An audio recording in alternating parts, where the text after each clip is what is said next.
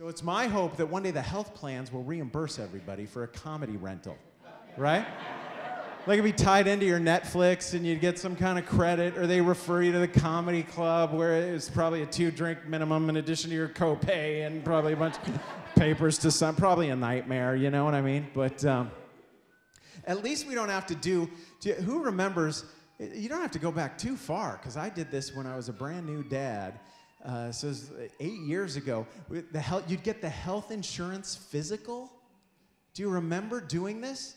They would send somebody to your house. It was so bizarre. Somebody would come to your house, take your blood pressure and body fat analysis and weigh you and do an exam, draw blood on you, and you'd have to write down your whole health history for the whole family. I remember doing this. Say my son had some early asthma and my wife hypothyroid, and I at the time, this is a true story, I at the time had like a rash on my hand. They were itchy, and I didn't know I was going to see the dermatologist in a week or two. So I just wrote on the form, I was like, current hand irritation, right? And so the woman came and took away all the blood and the paperwork and everything. And 2 weeks later, we get the letter, and it said, congratulate, you're approved. Your family's approved. Preferred plus, non-smoking. You're great. You got health insurance.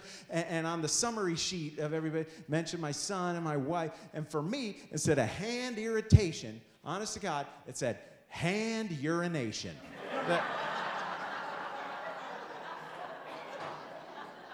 And we were approved. Preferred plus. Now, I don't know what they thought that meant. But if they thought I was urinating on my hands, they should have called for a psych eval before approving us. And if they thought I was urinating from my hands, well, call in the team at your, bring the wiener dogs in for that one.